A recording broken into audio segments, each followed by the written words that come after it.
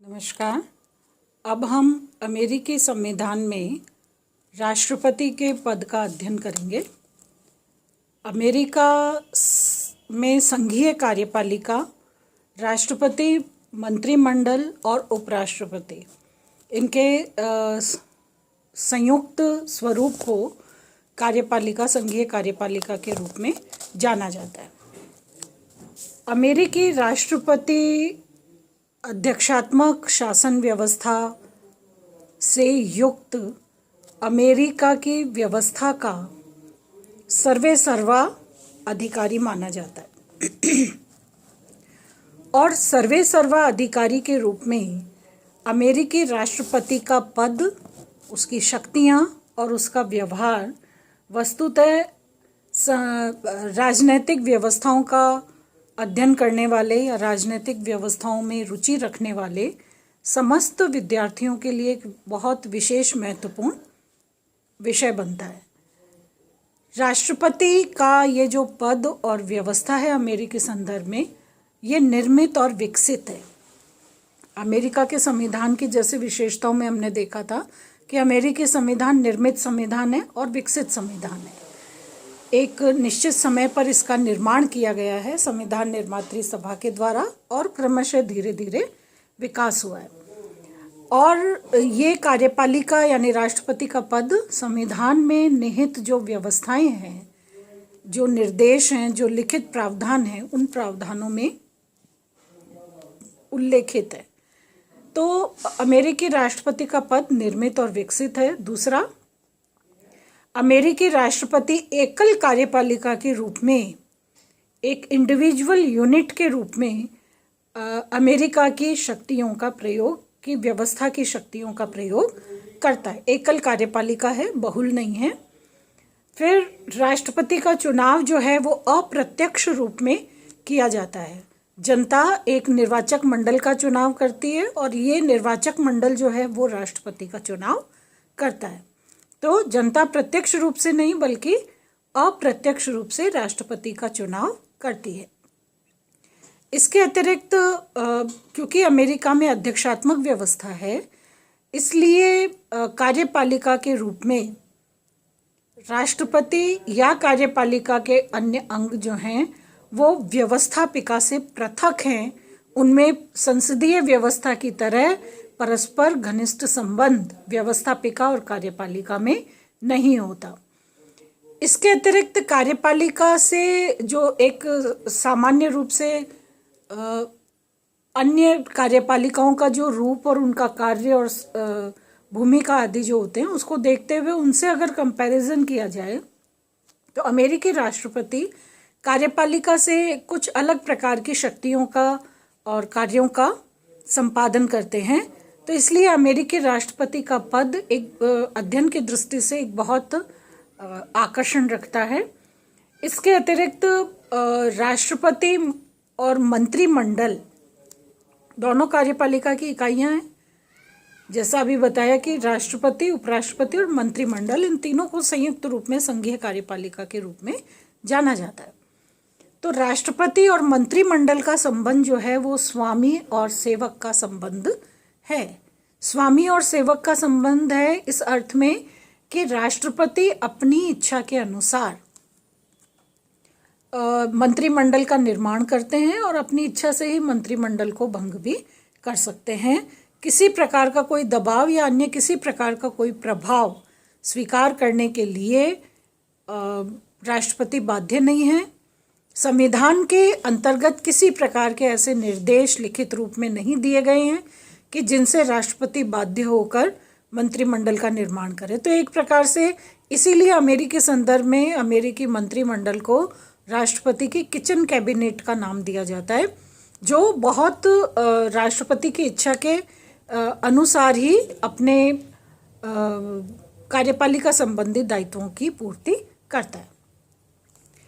फिर अमेरिकी जो कार्यपालिका है उसका स्वरूप अध्यक्षात्मक है और अध्यक्षात्मक स्वरूप होने के कारण दोहरी कार्यपालिका नहीं है, नाम मात्र और वास्तविक कार्यपालिका नहीं है, बल्कि एकल कार्यपालिका है। कार्यपालिका का कार्यकाल सुनिश्चित है। कार्यपालिका अपने कार्यों के लिए सामूहिक रूप से व्यवस्थापिका के प्रति उत्तरदायी नहीं होती और व्यवस्थापिका और कार्यपालिका में घनिष्ठ संबंध नहीं होता।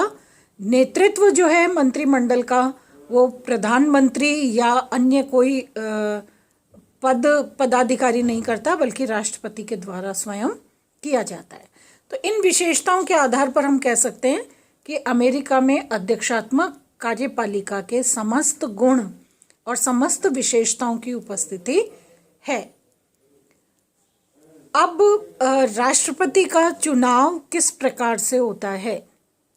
सबसे पहली बात, मुख्यतः इसके चार स्तर हैं। सबसे पहला स्तर है कि उम्मीदवारों का मनोनयन किया जाता है और चुनाव की प्रक्रिया आरंभ हो जाती है। ये मनोनयन चुनावी वर्ष में जुलाई अगस्त में ये प्रक्रिया प्रारंभ होती है। जुलाई या अगस्त के माह में ये प्रक्रिया प्रारंभ होती है, जिसमें राजनीतिक दल जो हैं वो अपने अपने उम्मीदवारों के नाम की सूची बनाते हैं और उस सूची के अनुसार राष्ट्रपति का चुनाव आरंभ किया जाता है। और मत जो है वो भी किसी व्यक्ति विशेष को या अलग से नहीं दिए जाते, बल्कि दल की सूची को ही प्रदान किए जाते हैं। दूसरा स्तर है कि नवंबर माह में जो जनता है वो राष्ट्रपति के चुनाव के लिए निर्वाचक मंडल का गठन करती है। जनता निर्वाचक मंडल का गठन करती है और ये निर्वाचक मंडल बाद में राष्ट्रपति का चुनाव करता है। तीसरा स्तर है निर्वाचक मंडल द्वारा राष्ट्रपति का चुनाव किया जाना। इसके लिए चुनाव वर्ष में दिसंबर माह के दूसरे बुधवार को, सेकेंड वेडनेसडे को, प्रत्येक राज्य का निर्वाचक जो है वो अपने दल के उम्मीदवार को वोट करता है। अपने अपने राज्य में वोट डाले जाते हैं। दूसरे बुधवार को, दिसंबर माह के दूसरे बुधवार को राज्यों में वोटिंग होता है और निर्वाचक मंडल का चुनाव किया जाता है। और फिर निर्वाचक मंडल जो है वो राष्ट्रपति का चुनाव करता है और राष्ट्रपति के चुनाव के लिए सेकेंड वेडनेसडे को जो निर्वाचक मंडल के सदस्य हैं वो वोटिंग करते हैं राष्ट्रपति के लिए। अब कैसे वोटिंग होता है? प्रत्येक राज्य का निर्वाचक अपने दल के उम्मीदवार को वोट करता है। प्रत्येक राज्य का निर्वाचक अपने दल के उम्मीदवार को वोट डालता है और इसलिए वस्तुतः राज्यों में निर्वाचक मंडल के चुनाव संपन्न होने के साथ ही ये जाहिर हो जाता है, स्पष्ट हो जाता है कि किस दल की जो सूची है वो प्राथमिक स्तर पर चल रही है या किस दल का उम्मीदवार राष्ट्रपति बन सकता है।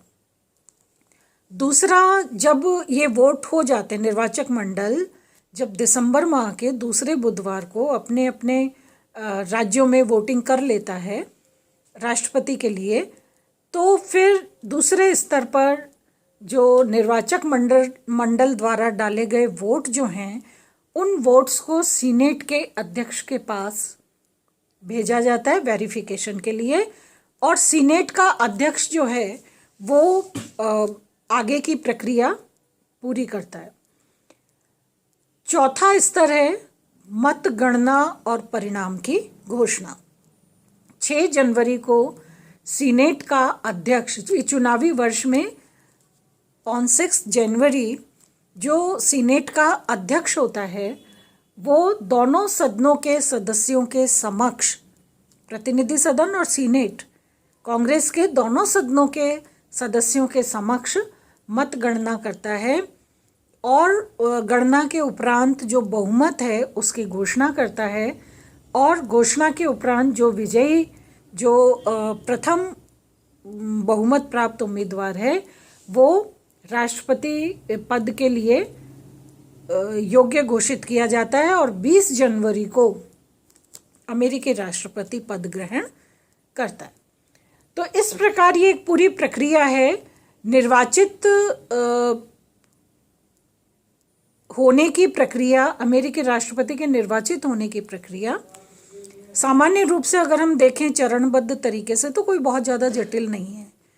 लेकिन अगर हम इसको व्यवहारिक रूप में देखें तो अमेरिकी राष्ट्रपति की चुनाव प्रक्रिया एक बहुत कहना चाहिए लंबे समय तक चलने वाली, बहुत अधिक खर्चीली, विश्व के समस्त देशों का रुझान और ध्यान अपनी तरफ आकर्षित करने वाली एक बहुत महत्वपूर्ण प्रक्रिया बन जाती है। जब सीनेट का अध्यक्ष मतों की गणना करके और राष्ट्रपति पद के उम्मीदवार की विजय घोषित कर देता है तो 20 जनवरी को राष्ट्रपति शपथ ग्रहण करते हैं। लेकिन 6 जनवरी से 20 जनवरी के बीच, क्योंकि 6 जनवरी को मतगणना होती है और 20 जनवरी को राष्ट्रपति पद ग्रहण करते हैं, 6 से 20 जनवरी के बीच में यदि निर्वाचित राष्ट्रपति के पद ग्रहण की शपथ लेने से पूर्व कोई असामान्य कारण से वो पद रिक्त हो जाता है, जैसे यदि जो विजयी उम्मीदवार है उसकी मृत्यु हो जाती है या वो अपनी इच्छा से पद ग्रहण करने के लिए अपनी अस्वीकृति देते हैं या अन्य किसी प्रकार का कारण बन जाता है, तो उस स्थिति में, या ऐसा भी हो सकता है कि किसी को स्पष्ट बहुमत प्राप्त ना हो, तो उस स्थिति में जो पहले जो कारण है, असामान्य कारण अगर उत्पन्न होते हैं, मृत्यु या अस्वीकृति आदि से संबंधित, तो उसमें उपराष्ट्रपति राष्ट्रपति का पद ग्रहण करता है, जो सेकंड उम्मीदवार होता है। और यदि किसी को भी स्पष्ट बहुमत प्राप्त नहीं होता, ये बहुत विशेष स्थिति है लेकिन संभावना है, यदि किसी भी उम्मीदवार को स्पष्ट बहुमत प्राप्त नहीं होता तो ऐसी स्थिति में विजयी उम्मीदवार घोषित नहीं किया जा सकता।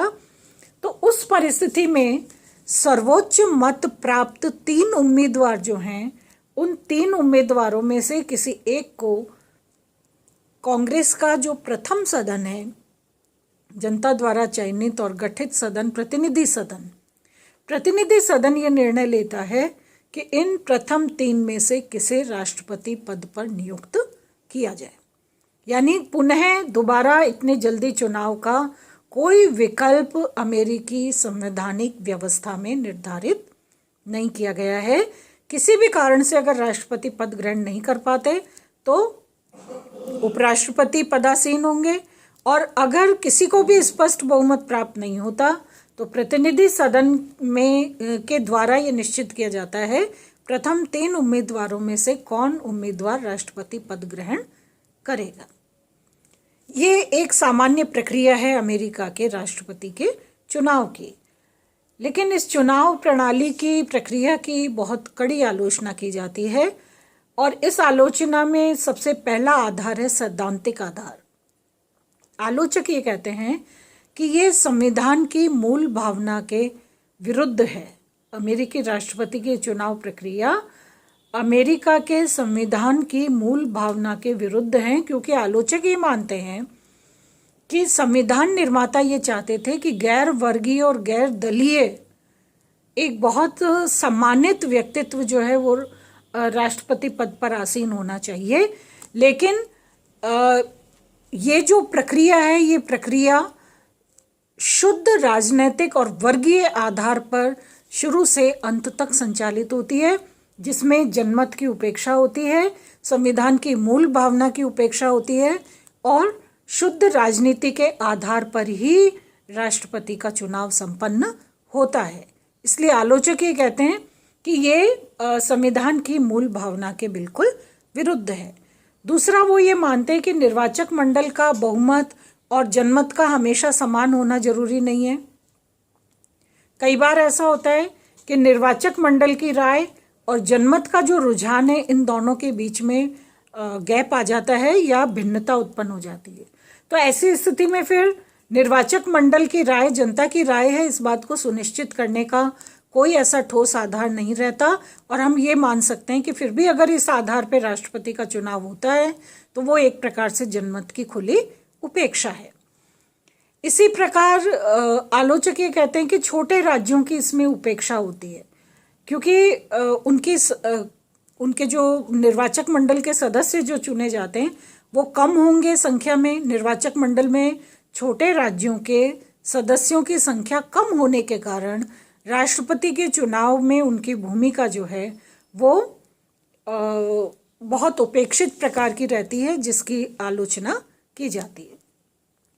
दूसरा, व्यवहारिक आधार पर इसकी आलोचना की जाती है, जिसमें है कि निर्वाचक मंडल जो है वो हमेशा तटस्थता या निरपेक्षता का पालन नहीं करते, बल्कि क्रॉस वोटिंग करने का, अपनी इच्छा के अनुसार वोट डालने का या सिद्धांत व्यवहार में अंतर के आधार पर वोट डालने का की जो प्रैक्टिस है वो भी देखी जाती है। तो ये क्रॉस वोटिंग का जो आधार है ये जनमत के विरुद्ध है, जनता की राय से विपरीत है। दूसरा, राष्ट्रपति का चयन जो है, जैसा संविधान निर्माता चाहते थे कि व्यक्तिगत गुणों के आधार पर, श्रेष्ठता के आधार पर होना चाहिए, वैसा नहीं हो पाता। अमेरिकी राष्ट्रपति के चुनाव की जो प्रक्रिया है ये इस प्रकार की है कि जो ज़्यादा चतुर है, जो ज़्यादा वाक्पटु है, जो ज़्यादा कुटिल और बिल्कुल नकारात्मक रूप में राजनीतिक है, उसके जो अधिकतम भ्रष्ट साधनों का प्रयोग करने से भी अपने आप को अछूता नहीं रखते हैं। इस प्रकार का दंगल हो गया है अमेरिकी राष्ट्रपति का चुनाव। तो इसलिए इस दंगल में से श्रेष्ठ व्यक्तित्व का चयन हो पाएगा, इस बात में एक बहुत बड़ा प्रश्न चिन्ह बनता है। तो अमेरिकी राष्ट्रपति का चुनाव व्यक्तिगत श्रेष्ठता या गुणों के आधार पर नहीं, बल्कि पूरी तरह से राजनीतिक हथकंडों पर निर्भर हो गया है। इसलिए आलोचक ये कहते हैं कि जितने भ्रष्ट साधनों का और भ्रष्ट नीति का प्रक्रिया का पालन और संचालन राष्ट्रपति के चुनावी प्रक्रिया के अंतर्गत किया जाता है, तो उससे ये बहुत डाउटफुल है कि राष्ट्रपति इस प्रक्रिया से चुनकर आने वाला जो उम्मीदवार है वो व्यक्तित्व की दृष्टि से कितना श्रेष्ठ है। हम ये नहीं कहते कि इस चुनावी प्रक्रिया से हमेशा शुद्ध राजनीतिक पुरुष ही चयनित होके आएंगे। कई बार ऐसा हुआ है अमेरिकी राजनीति के संदर्भ में कि बहुत श्रेष्ठ व्यक्तित्व भी इसी चुनावी प्रक्रिया के माध्यम से अपने आप को पद तक, राष्ट्रपति पद तक पहुंचाने में सफल रहे हैं। तो लेकिन फिर भी ये एक संदेह है कि इतनी भ्रष्टता के आधार पर यदि चुनावी प्रक्रिया का संचालन होता है तो ये चुनावी प्रक्रिया कितनी विश्वसनीय होगी। आलोचक इस पर प्रश्न चिन्ह लगाते हैं। तो इस प्रकार से अमेरिकी शासन व्यवस्था और अमेरिकी राजनीतिक व्यवस्था में राष्ट्रपति जो एक बहुत महत्वपूर्ण पद पर आसीन है, उस प्रक्रिया में या व्यवस्था में राष्ट्रपति की भूमिका किस प्रकार की रहेगी, ये बहुत कुछ इस बात पर निर्भर करता है कि चुनावी प्रक्रिया का संचालन मूलतः किस आधार पर, किस प्रकार से, कितने गुटों के रूप में, गुटों के आधार पर और कितने राजनीतिक हथकंडों के आधार पर संचालित हुआ है। उससे ये निर्णय हो सकता है कि राष्ट्रपति पद पर आसीन होने वाला व्यक्तित्व कितना अमेरिकी शासन व्यवस्था के लिए संतुलित रूप में या निरपेक्ष रूप में लाभकारी हो सकता है। अब इसके द्वितीय स्तर पर हम अमेरिकी राष्ट्रपति की शक्तियां, उसकी व्यवहारिक स्थिति और अमेरिकी राष्ट्रपति की ब्रिटिश सम्राट के साथ तुलना का अध्ययन करेंगे। धन्यवाद।